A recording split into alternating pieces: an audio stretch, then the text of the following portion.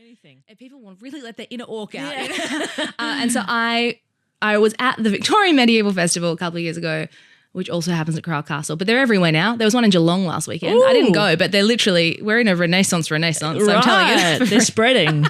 That's great. And I was looking around and I was like, someone's got to write a rom-com set in one of these places because this is just everyone's so horny. But also having the best time. Yeah. And there's really something to be said with playing with this idea that your character is playing a character and are their characters falling in love or are they falling in love? Yeah. And how do you unpack that? And it's really fun. It's a really fun thing to play with. Really difficult to write, as I've learned, but really fun to play with.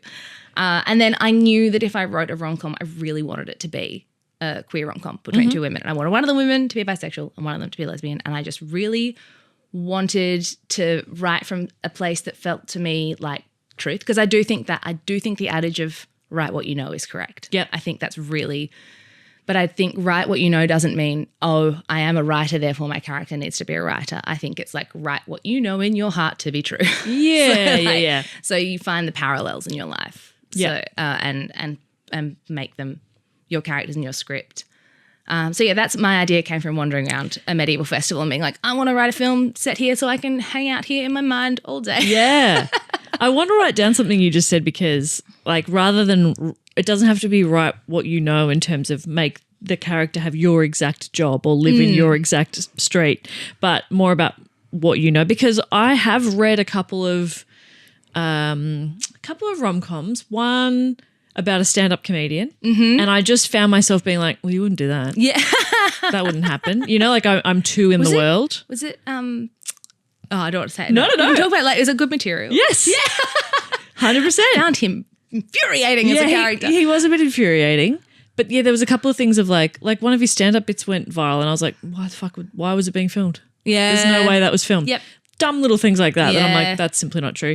And then the other was and I'm not saying I didn't like good material. No. I did, but it's just maybe too close to home. Another one is that's right. It's called Love on the Air, which is written by Ash London, who is a radio presenter and podcaster, and it's about a radio presenter. Yeah. But I think what took me out of that was that it's obviously set in the world of commercial radio, so they are making a lot of money. And I worked at the ABC. Yeah. So I was like, you're making what?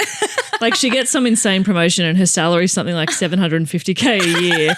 And I'm like, yeah, we weren't getting that at the ABC. No. Okay. No. We had to hot desk. That sounds good though. That sounds really Maybe we should work in commercial radio. Maybe actually, what am I doing here?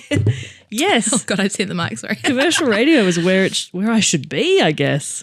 And yeah, so other people have suggested like make them a podcaster. I'm like, I don't think that's too close. Yeah, and it's also, again, this is just my take on everything. Nothing I say might be true. Hey, you've written something. For me, it's the world that you want to hang out in when you're writing it, because that's the thing, when you're writing these characters and this world, you're there in your mind and you're thinking of things.